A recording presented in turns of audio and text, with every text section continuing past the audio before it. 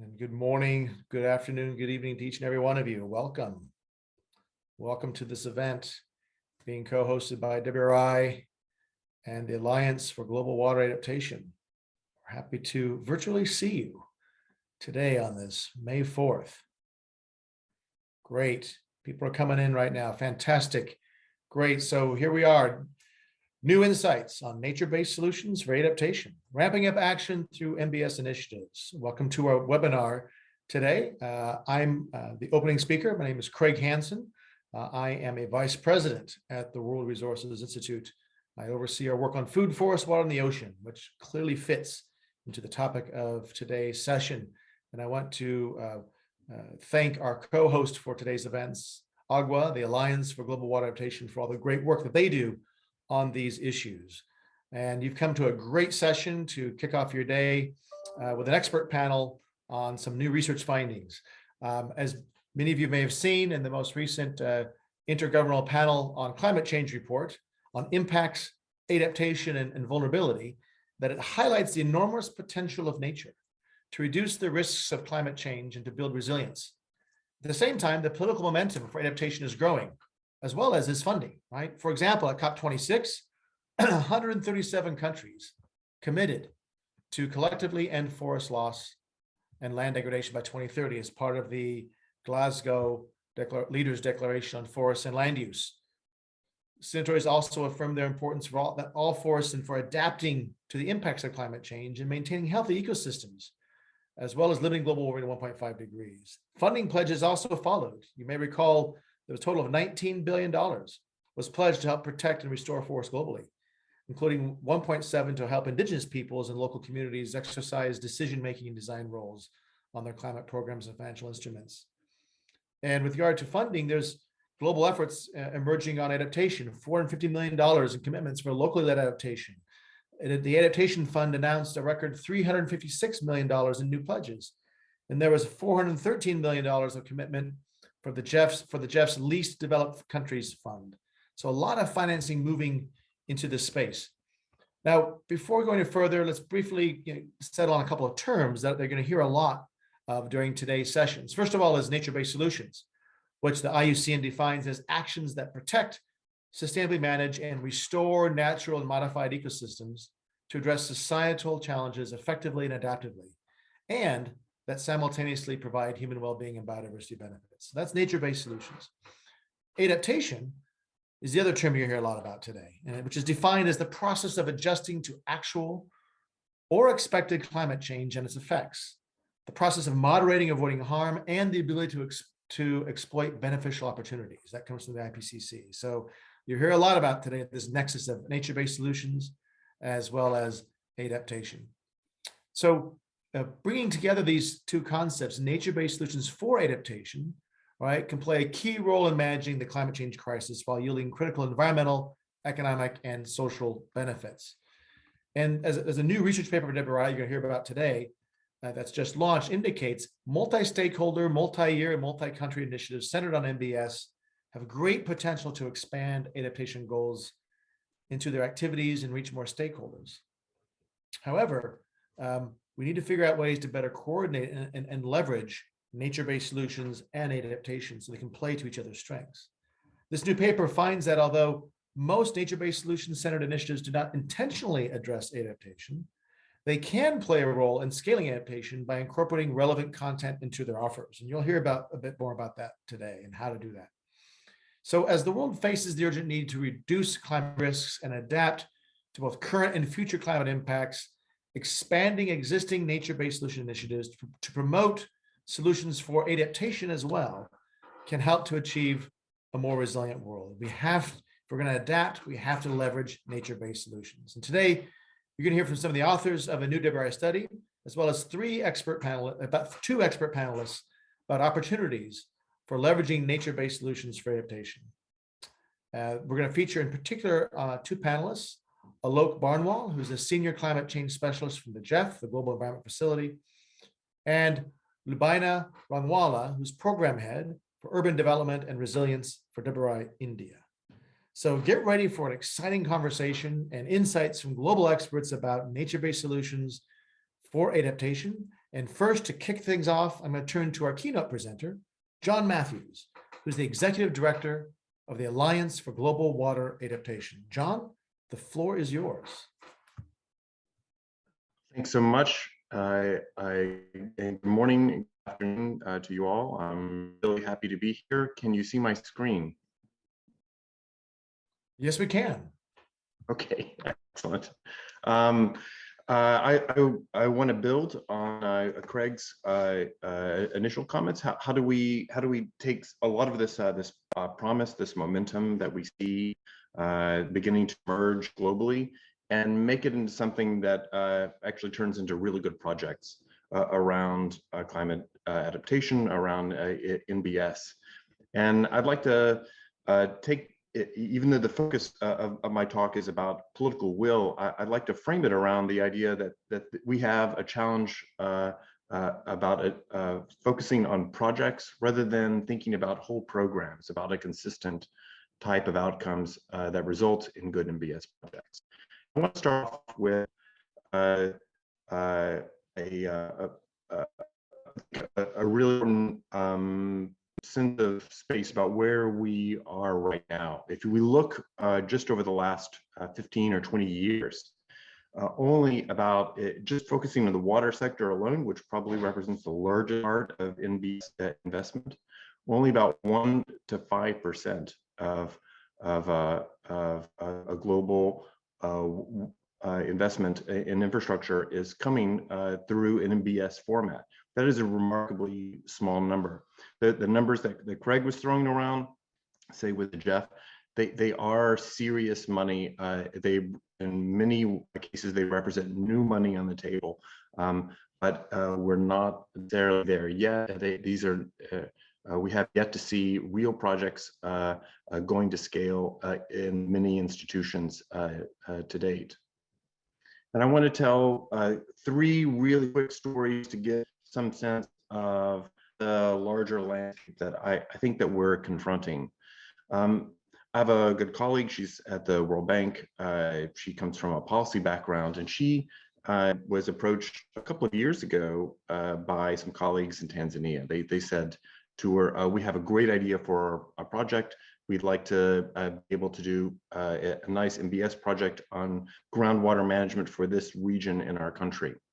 And she said, that's fantastic. We want to do more NBS projects at the World Bank, but we would like to ask some kind of framing questions to see if we can really go forward with this. Do you have a good governance mechanism that focuses on the on groundwater, that says who owns it, how you share it, and understand how it needs to be distributed with stakeholders? No, we don't. Do you have good data? Do you understand where there are charge systems, how much water is in the aquifer, and so on? No, we don't.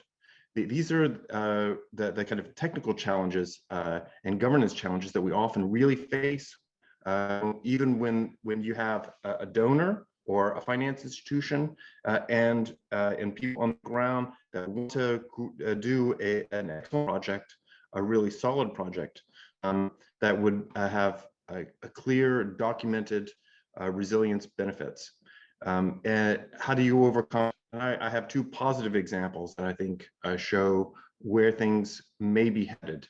Over the last 18 months, AGWA and GRI have been collaborating in holding a series of listening, research, exploratory sessions globally, looking at how we converge, how we really align the adaptation and NBS agendas. And one of the really powerful stories that came from that was actually Fiji. And as a result of supply chain issues that were exacerbated because of COVID, they a large coastal resilience project was not able to be implemented in Fiji. Their response very creatively was to say, let's turn this into an NBS project. We don't need to put in a gray infrastructure. It's actually going to be cheaper, we move more quickly. We have all of the supplies, equipment, and expertise right here. And that was a perfect alignment from top down. Political will. It also fit within a larger NDC and NAP worked with the finance institution, and then they had lots of really strong local expertise. They have gone to scale with that in Fiji. It's a really admirable, very sudden shift that occurred there. The third one, also a recent story, is one from Peru. And I would describe it as even a higher level of systemic change.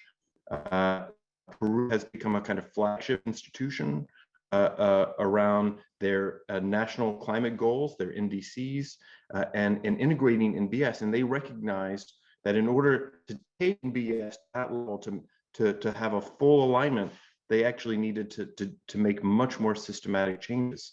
And they have created a major piece of legislation. It's been passed in the past year that actually enables NBS to be used, to be owned in some cases, and to be actively managed by government and non-government entities as infrastructure. That is a really significant change. The Global Commission on Adaptation has really highlighted them as a so-called vanguard country in this kind of space. It's a very powerful story. It's a story that maybe we might be surprised that it's coming from these kinds of directions. It's a nice south-south story of learning. So why systematically do we see potential failure that's the difference between Tanzania and Fiji and Peru? And often we want to tell little stories about why they're failures. I'm a conservation biologist by training. I've been working in the climate adaptation space with AGWA and other institutions back into the early 2000s. And we often have little stories that we tell ourselves that we, at that project scale, we lack evidence of efficacy, that we investors and lenders are not confident or familiar enough with NBS, that engineers just aren't putting enough into the process. It's their fault, and maybe we can't easily assign economic value to ecosystem services, or in many cases that these NBS projects, that they're not enough in the pipeline, or they're too small, they're too nichey. I'd like to say that there are a lot of stories that are unrevealing these points. In May 2019, this is also in AGWA WRI collaboration, one of the largest green bonds issued in European history. It may be the largest, actually. I think it was at that time. The Dutch State Treasury Agency issued a €5 billion Room for the River climate resilience bond. It's a very impressive story. €5 billion.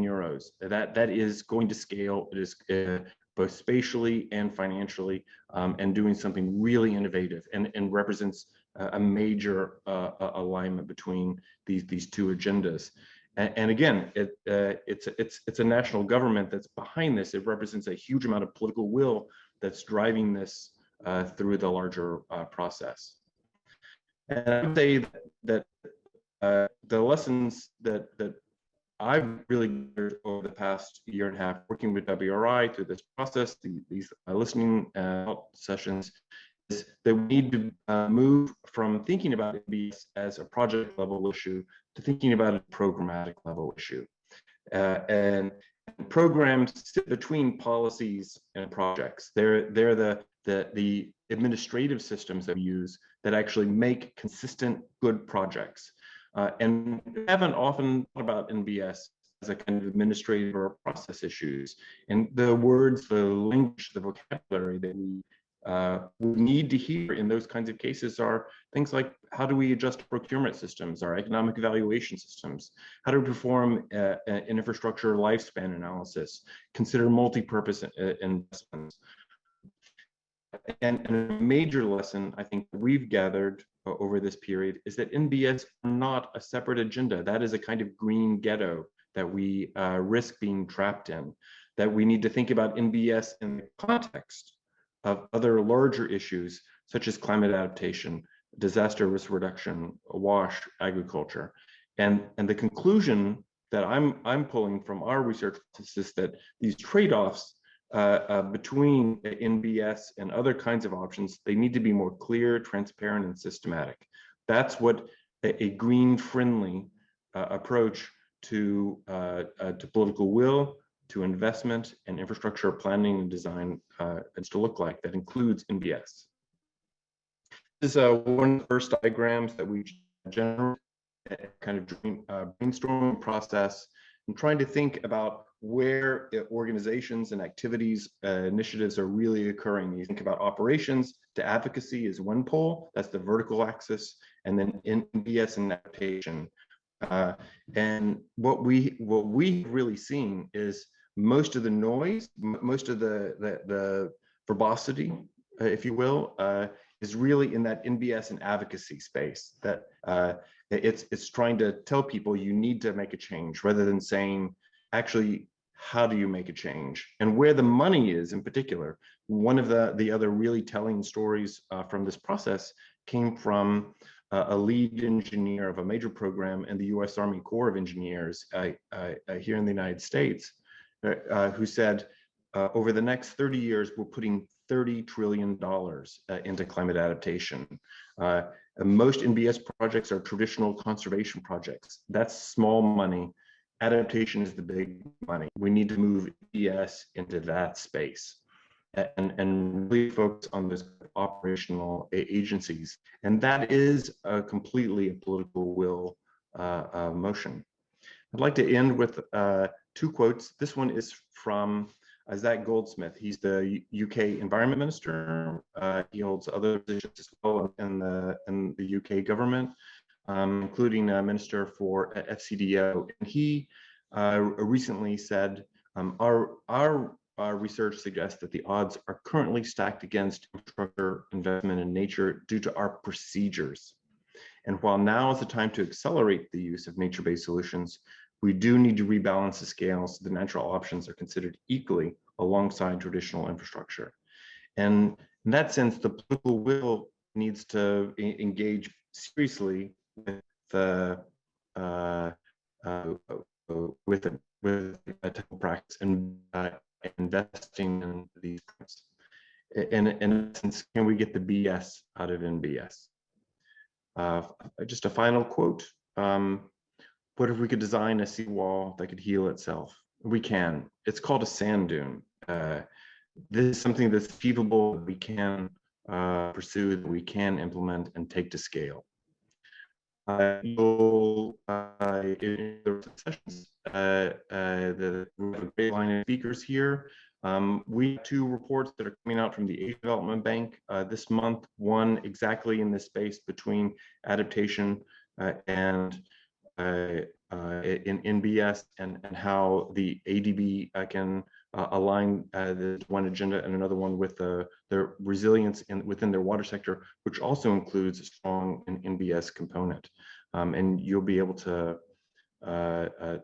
hear about those if you sign up for our newsletter or follow us on Twitter. Thank you so much, and I look forward to the rest of the conversation. All right, thank you so much, John, for the presentation. And thank you for everyone who has joined today out of their busy schedules to participate in our event. My name is Stephanie Tai, and I'm a climate adaptation research associate at WRI. I'm also one of the authors of this new working paper. My two co-authors are John Rob Poole from WRI's Cities program and Luciana Gallardo Lomeli from WRI's restoration team. And I might be turning off my camera just to help with bandwidth and internet connection issues. All right, if we could go to the next slide.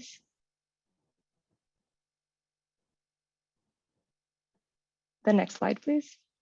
This one. So a little bit about this new working paper. It is actually one component of a larger project funded by a planning grant from the Moore Foundation. It is a project led by WRI, and it has the support of AGWA, as we just heard from John and Craig.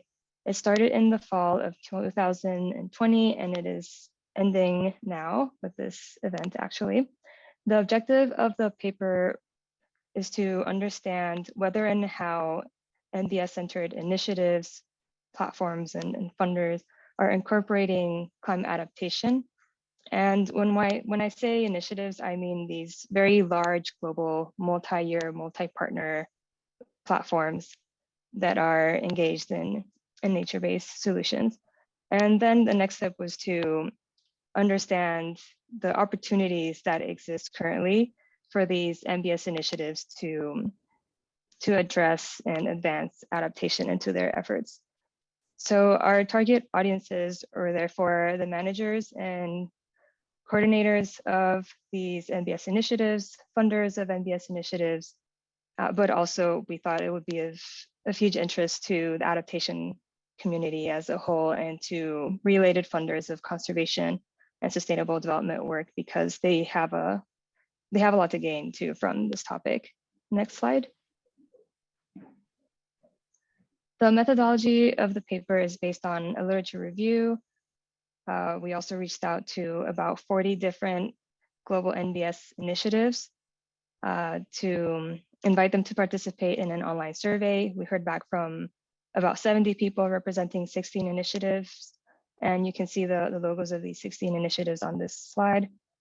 And then we did a deeper dive into 3 of these initiatives with follow-up interviews. These 3 initiatives were the African Forest Landscape Restoration Initiative, or AFRR 100, Cities for Forests, and Initiative 20 by 20. Next slide. Moving on to some of the key findings from the paper. We first found through literature and through our networks that a substantial number of global NBS initiatives already exist. There are dozens. They vary from small to extremely large. They work in different regions and contexts, and they often have very large networks and resources. However, most of these we found have not been designed with adaptation goals in mind. Yet despite this, we also found out through our online survey that the grand majority of initiative staff and their stakeholders, they have a very strong demand for and interest in adaptation. So this is something that is just desired to be more deliberately included in the initiatives mandates and their programs and their activities, because they believe that including adaptation can really increase the impact of their current activities. We found that some initiatives are already offering some resources to better integrate adaptation. This includes general information on climate risks and just generally raising awareness about climate adaptation and climate impacts in the regions and locations where they work. NBS initiatives also face multiple barriers that limit their ability to really tackle or address adaptation priorities. And this includes things like insufficient finance and limited technical expertise. Next slide, please.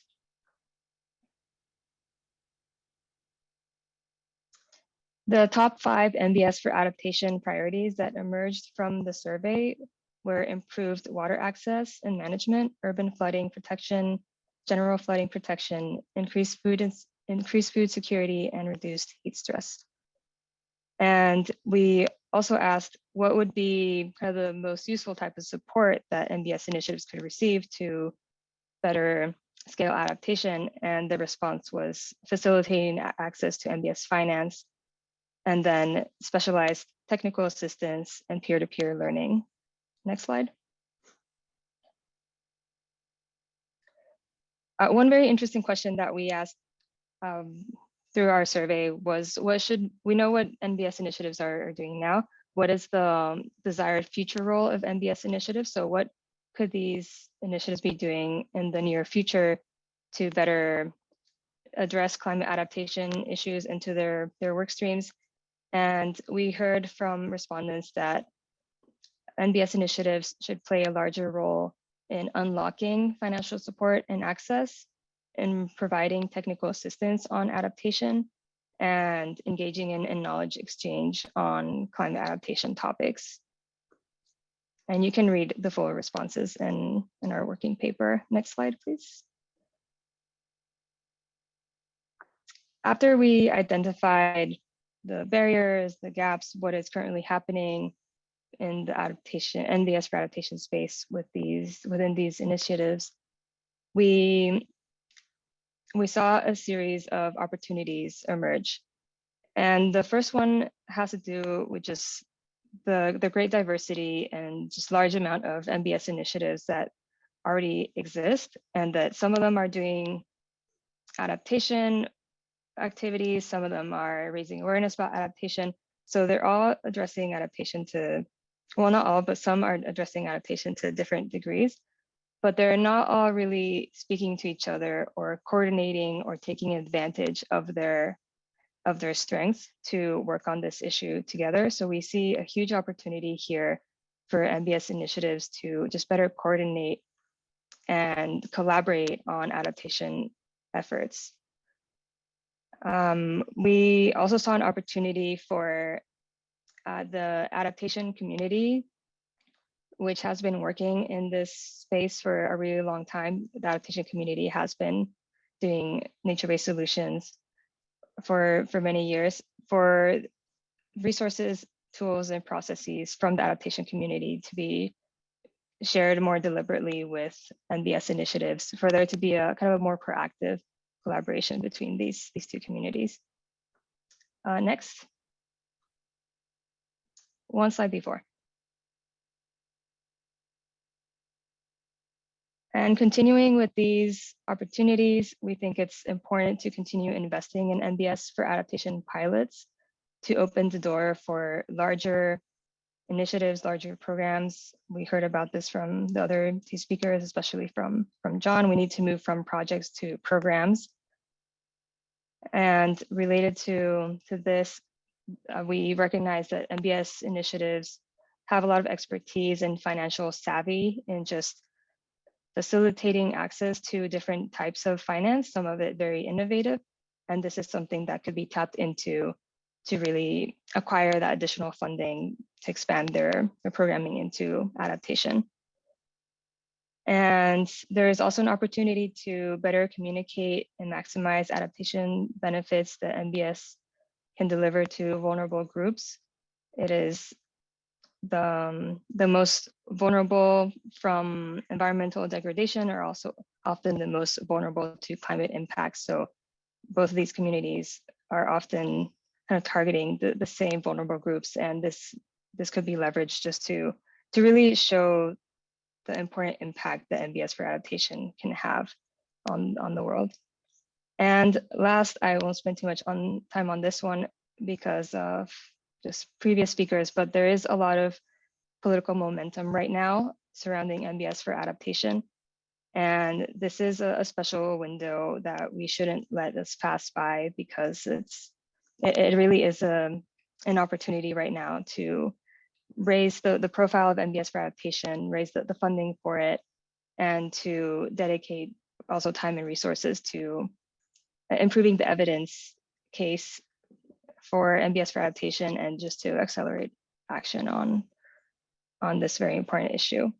And now I will turn it over to my co-author, John Robb, who will tell us a little bit more about the featured case studies in the paper and some of our key recommendations. So over to you, John Robb. Brilliant. Thank you very much, Steph. And greetings to everybody who's joined online. I see that we have a lot of people. It's a great pleasure to be with you here today. As Stephanie mentioned, my name is John Robb Poole, and I'm the implementation manager of the Cities for Forests initiative at the World Resources Institute. Our research paper highlights 4 case studies that describe how nature-based solutions initiatives have been supporting resilience-related outcomes to date. And I'm going to briefly cover just one of the case studies and describe the role of the relevant NBS initiative. The case study that you see on the screen here highlights Malawi's efforts to restore 4.5 million hectares of degraded and deforested land around the country, with the explicit goals of promoting prosperity and maximizing climate adaptation benefits. For context, Malawi has lost a lot of its historical forest cover, driven mainly by agricultural expansion and a high dependency on wood for cooking and heating and charcoal production for market. And all of this is compounded by a growing population of 3% annually. So since 2016, and with support from the African Forest Landscape Restoration Initiative, or otherwise known as AFR 100, one of the initiatives that we surveyed and highlighted in this research, the government of Malawi has been working to reverse this forest loss by committing to restore 4.5 million hectares of land and subsequently implementing large-scale landscape restoration programs motivated by the promise of the widely recognized benefits such as improved food and water security and improved livelihoods for the country's growing population. These socioeconomic and environmental benefits all enhance climate resilience in their own respects. For example, by providing families with additional income with which to recover from climate events and providing natural defenses against floods and rising temperatures. Our research and interviews found that framing nature-based solutions as an adaptation approach is actually common practice in Malawi, and this is also apparent in the national documents pertaining to climate adaptation. So, for example, Malawi's National Adaptation Plan Framework, which was launched in 2020, mandates that natural resources such as forests, water, soil, and land should be used sustainably, and that the conservation and restoration of ecosystems, especially forests, be enhanced. So this is talking about forests in the National Adaptation Plan. So in conclusion on this case study, despite the challenges that Malawi faces in operationalizing and implementing its national forest landscape restoration strategy, there is great news. Together with partners such as AFR 100 and other civil society actors, and with adaptation benefits top of mind, a lot of progress is being made through subnational programs that aim to improve local capacity to plan, implement, monitor, and report restoration interventions, and importantly, drive and deliver adaptation-related benefits for local people. In addition to this Malawi case study, I want to bring your attention to the other 3 case studies described in the paper. I won't cover them in detail, but we have one focused on El Salvador's efforts to scale reforestation for climate adaptation benefits, which they are doing in partnership with an NBS initiative known as Initiative 20 by 20. We have one focused on the growing political will for nature-based solutions to tackle extreme heat and to mitigate flooding in the city of Mumbai, India. And finally, we have one focused on how Fiji is upscaling nature-based solutions to prevent damage from flooding and to improve livelihoods. So we invite you to read through these case studies in the paper at your own leisure. Next slide, please. Next slide, please. Moving on to the final slide and our recommendations. Just to cover that, our research yielded 5 recommendations for NBS initiatives and NBS for adaptation funders to focus on to achieve greater adaptation outcomes. You can see them in this infographic, which you can also find in the paper. Number 1, this recommendation is directed at funders. We recommend continued investment in existing initiatives, of which there are tens, if not hundreds globally, as Stephanie described, as reliable, tried and tested vehicles to scale nature-based solutions for adaptation. Rather than fragmenting investments through other vehicles, adding adaptation content to existing initiatives is a high impact, low risk, and cost-effective scaling opportunity for donors interested in adaptation. Number 2, aimed at both funders and NBS initiatives. We recommend promotion of inter-initiative collaboration to fill gaps, leverage different initiative strengths and complementarities, and to develop global programs that can accelerate adaptation action. It's no secret that there's been a proliferation of initiatives and organizations working on various aspects of NBS around the world. Some of these initiatives include adaptation content, but from our research, most do not.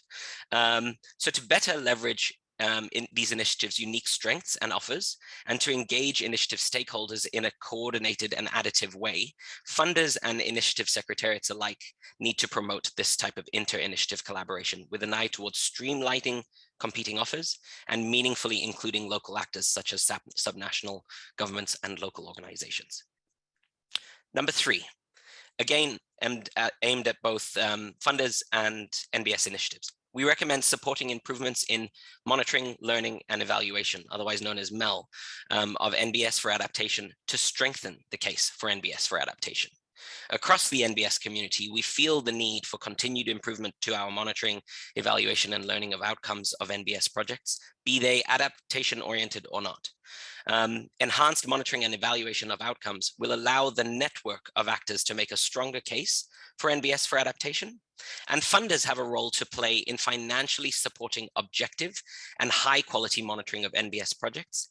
And NBS initiatives themselves have a role to play in tracking progress and indicators over an adequate period of time that demonstrates impact.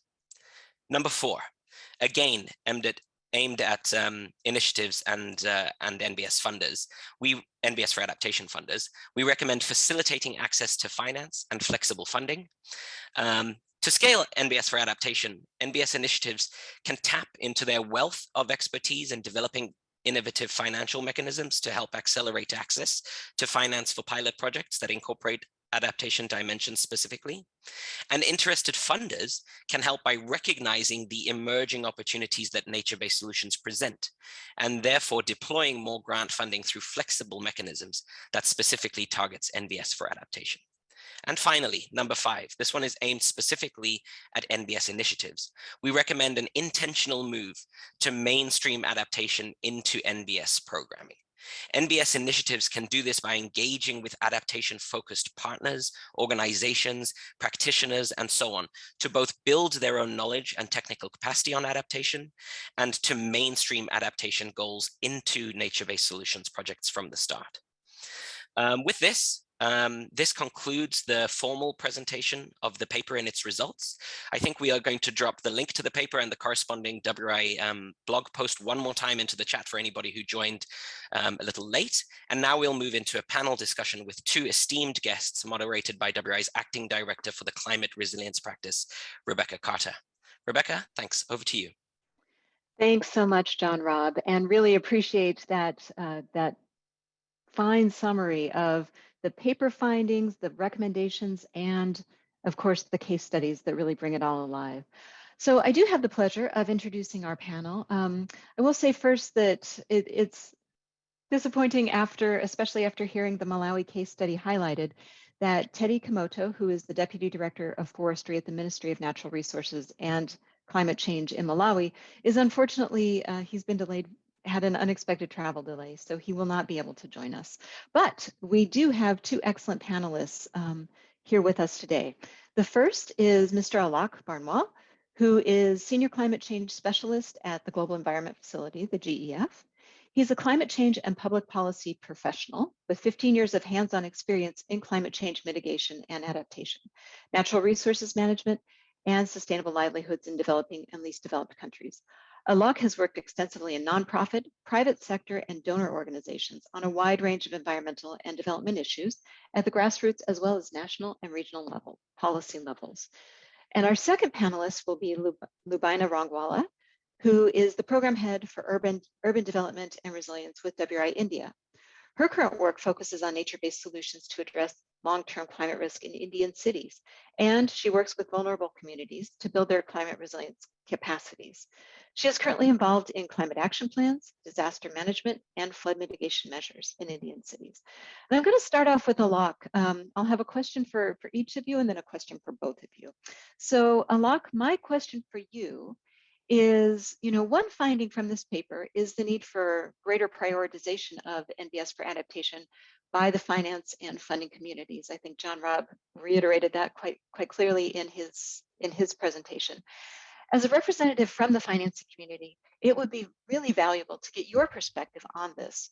So what actions would you suggest to ensure that more finance goes toward long-term effective NBS-driven adaptation programming? Yeah, hi, good morning, good afternoon to all participants. Rebecca, thanks. This is a very relevant question, and I think this is quite clear from the presentation also and the paper that WRI and AGWA has just prepared. I'm sure the paper is going to contribute significantly to this movement of scaling up nature-based solutions. Coming to your question about prioritization, I'd like to bring 2 perspectives here. First is, from the financing community side, I'll start by saying that there is a clear recognition and acknowledgement that nature-based solutions bring a lot of adaptation benefits, and it is an integral part of adaptation programming. Uh, uh, I can say from the Jeff perspective, the two funds, the Least Developed Countries Fund and the Special Climate Change Fund that we manage and which have financed nearly $2 billion over the last 2 decades. We have given a strong priority to nature-based solutions in adaptation, not exactly in that terminology, but we have done recently a portfolio assessment where we found that around 45% of our projects or funding has been for projects which are supporting ecosystem-based adaptation or natural resource management or other disaster risk reduction projects which have strong nature-based solutions embedded.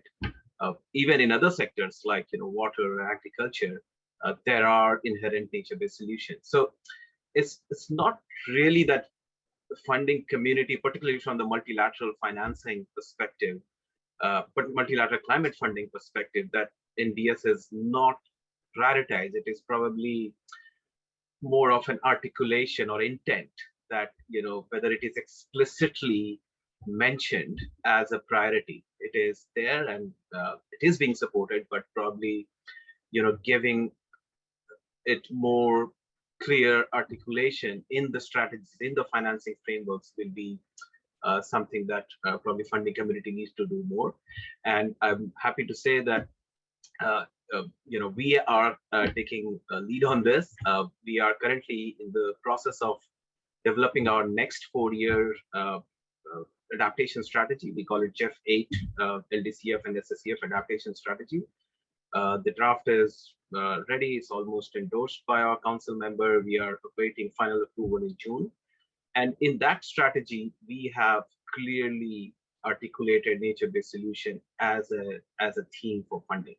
So we have started this. We are expecting to mobilize total around $1 billion in the next 4 years. And given that NBS is an important theme, we hope to provide a lot of support to this to a nature-based solution.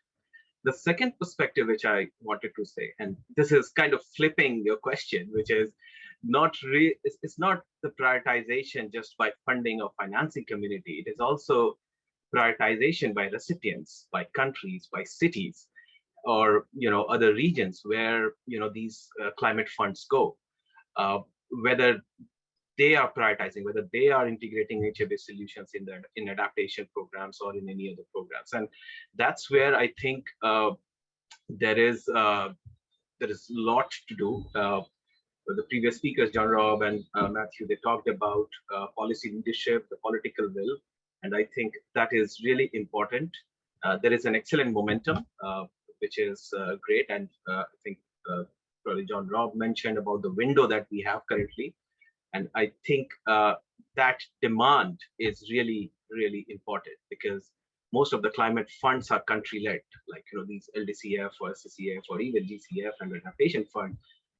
They respond to what countries ask, depending on aligning with their national adaptation plans or other plans. And so, if there is a strong demand, I would say the funding will definitely flow.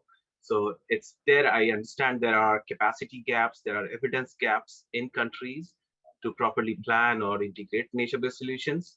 But that's where I think funding communities and think tanks like WRI and others can play an important role in addressing those gaps. So I'll just say these two perspectives, not a direct answer to your question whether it is whether we need to prioritize more, but I think these two perspectives are important. And finally, I would like to conclude by saying that, some of these climate funds like us are guided by, conventions, by COP, by, what comes out from negotiations of climate or, other forums. And that's where I think, again, countries or local governments can really put nature-based solutions on the table as one of the areas where climate fund needs to flow. In the Glasgow COP, we saw for the first time ecosystem-based, restoration management and conservation featured as one of the solutions for adaptation and mitigation. we hope that going forward, nature-based solutions gets more clear, explicit importance, and that can also drive more funding flow from the financial institutions like us. So yeah, so I'll stop here. If there are follow-up questions, I'll be happy to come back. Thanks. Back to you. Excellent. Thanks so much, Alok. Yeah, I think those are a couple of very important points. I mean, the first being that to some extent, this is almost a terminology issue where, the adaptation community has been using NBS in its toolbox for quite some time, but maybe not describing it in the same terms.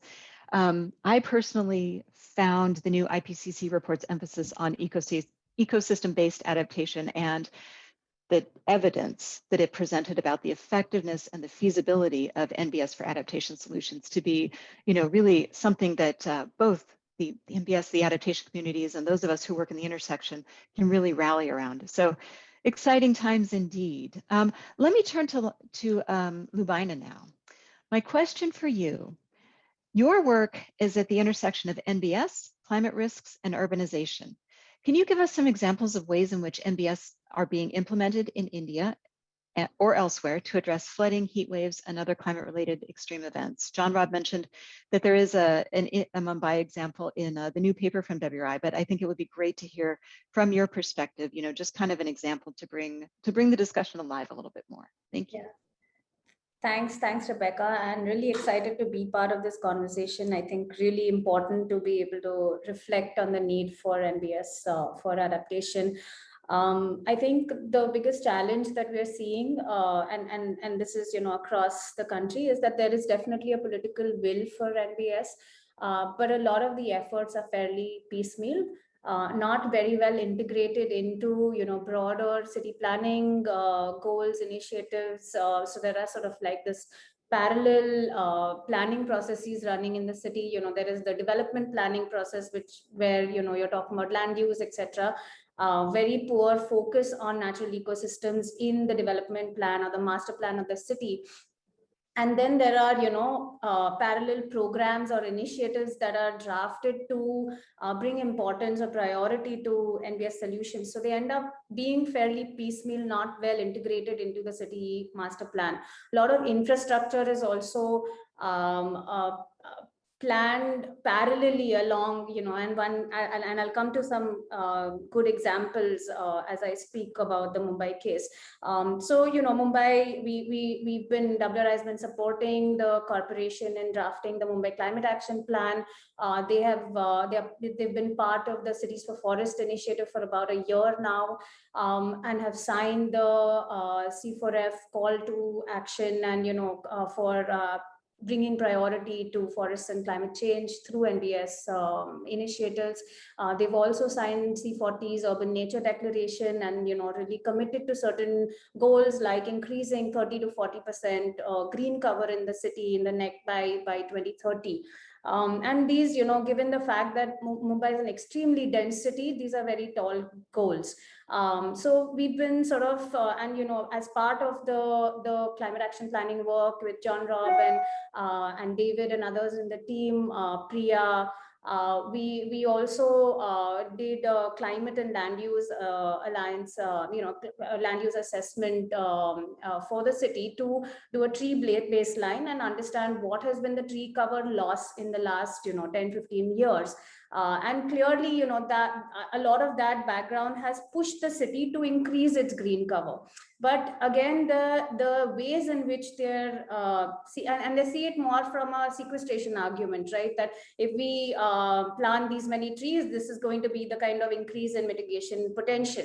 But a lot of what we have been working with them is to focus on the heat risk impacts, and through our assessment on increase in land surface temperature over the last few years, like 5 years, 10 years, we have those kind of time series maps that are drafted to help them focus on areas where tree cover has been lost and extreme heat has been sort of a parallel impact of that. also focusing on vulnerable neighborhoods. So, there are large, 50% of the city lives in informal settlements. So really trying to understand what are the kinds of solutions of whether it's greening or more circular solutions that involve, water positivity as well as part of the greening initiative, to define some of those for vulnerable neighborhoods and really make it more of a community-driven narrative. So essentially, we're working on two scales. At the city level, we're helping them identify, and there is, a citizen-based campaign that they're going to launch in about a month, which is called the Mumbai Green Yodha campaign. And Yodha is kind of, a warrior term, where we've, because we're part of the conversation and because they want to brand it under Cities for Forests, we've been pushing for plant with a plan as a sort of a tag to the campaign, which then brings in the importance of speciation, site selection. What is the nature of greening that can happen? Like, is it, do we always just look at the number of trees planted as the only KPI, or can we broaden the ways in which we kind of calculate impact or assess impact as amount of area restored? And there are then, gradation of planting species, from shrubs to taller trees that come in. So you don't get into too much of the, the Miyawaki method, which is planting really dense groves in very small areas, but really looking at larger expanses of how do you bring in even accessible space, because Mumbai is really poor on public open spaces. So really allowing some of these solutions to also become more accessible to people. And I think these two scales that we are kind of working on, and to essentially, really help work. So we are working also very closely with the garden department, which is currently a very, their role is defined more as a beautification body in the city. They build these like parks and all of that. We've been trying to, build their capacity, and they have, horticulturist experts, they have landscape architects, they have the capacity to be able to think about much broader holistic solutions, but I think they lack the vision. So really working, in some cases also helping them maybe draft a policy for greening at the city level. In some cases, setting up a cell within the garden department that will host the campaign and bring in some of the issues of funding, institutional gaps, political will were required, so that some of these are more, and our whole sort of, and this is the last point I'll say, is that our intention with many of these pilot initiatives is to present that proof of concept, but to also then translate that into a SOP, a standard operating procedure that will then that is then something the city can use to engage other actors and attract other kind of funding avenues. So this is broadly some of the ways in which we're working in Mumbai. That's excellent, Lavina. Thanks so much. I think it was quite powerful to hear you start off by saying, what we need to move beyond is fragmented efforts that only work on one particular segment or one particular area, and then to actually demonstrate how Cities for Forests is doing this in one particular context. And Cities for Forests was one of the platform or the initiatives that was profiled in the paper. So very much appreciated. I see that we are rapidly running out of time, but I do want to ask each of you a question just for brief responses. Could you give the audience a sense of the trajectory that you see for NBS for adaptation over the coming year? Maybe tell us a bit about the next milestone or event that you'll be tracking to gauge whether or not we're on the right track towards scaling NBS for adaptation. Alok, why don't we start with you? I know that you have another pressing engagement, so please go ahead. Yeah, thank you, Rebecca, for the understanding. Yeah, on the trajectory, I think the trajectory is upward. As I said, from the Jeff side, our funding, we have given this as a priority, and we are hoping that countries program for NBS, given that now more capacity has been built and evidence is being generated, and we are generating a lot of lessons also from practical examples like what Lubana just presented. to help countries and our partners plan right projects. So that way, the trajectory is upwards. I'm also seeing a good, blending of different environment, climate, and development focus, strategies or conventions coming together, like climate COP, biodiversity COP. Both of them are now talking about importance of nature for adaptation and importance of tackling climate for nature. So so there is a convergence that is happening, which is great news, because the financing mechanisms like us are guided by these conventions, and if there are clear signals that we need to look at how nature, why we should take action to consider nature as part of integrated development plans or urban master plans, like Lubina mentioned, then the funding will increase further. I just wanted to add one more perspective, which is the trajectory will be very much driven by other financing institutions also. Like climate funds or the funds will have limited catalytic role, will have a sufficient amount of a certain amount of funding that will be mobilized through donors and the trust funds. But what is important is how other funds come into the picture, like the private sector, for example. Or can we, like in private sector, can we leverage insurance, for example, for nature-based solutions for adaptation? There is emerging trend for for ensuring nature outcomes, but nature for adaptation. Can we get more insurance companies interested? Can we integrate nature-based solutions as part of government's infrastructure spending? At national level, whether there are a number of financing mechanisms or instruments at national level to fund infrastructure. Can nature be considered as an infrastructure to support adaptation and other socioeconomic benefits? So that can really mobilize a huge scale of financing, and funds like us are ready to catalyze this with a number of partners. So yeah, so I'll just say that these are the two things which will define the trajectory. Yeah. Thank you, Alok. And let me turn to Lubina with the same question now about the trajectory for NBS over the coming year.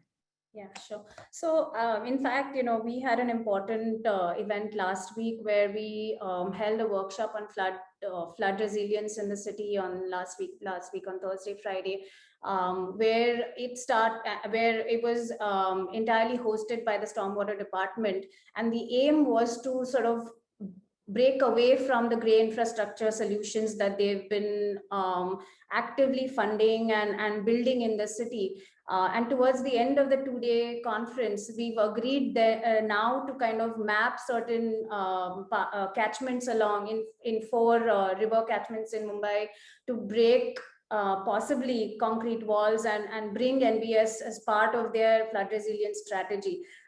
So I think more of these kinds of events is what we are looking to be able to orchestrate conversations with department owners, right, where they are actually building infrastructure, bringing in partners from the design community, from the scientific community, schools like the IIT Mumbai, where a lot of infrastructure is, and data analytics is being done, and community partners that are actually working in vulnerable communities, bringing these conversations together and being able to then really look at grey infrastructure solutions from a nature based point of view, and influencing then action on the ground. So I think that is clearly sort of one area of action. The other thing that we're doing specifically on projects, and I said because we're working on pilots, is looking at the circularity dimension of bringing in water positivity through NBS solutions. So if it requires looking at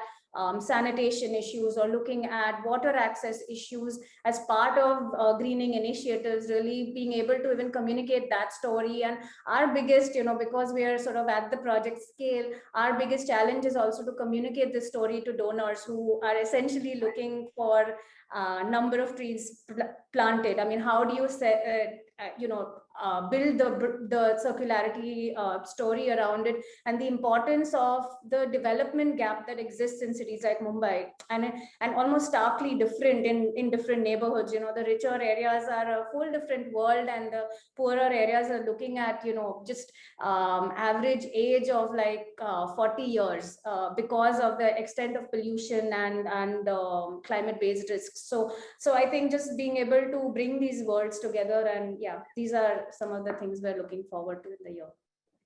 Thank you, Lubaina. And thanks again to Alok, and actually to all of our speakers. I feel like we're just getting started. I feel like this has been such a rich discussion. I've been sort of tracking the comments, the questions in the chat as well.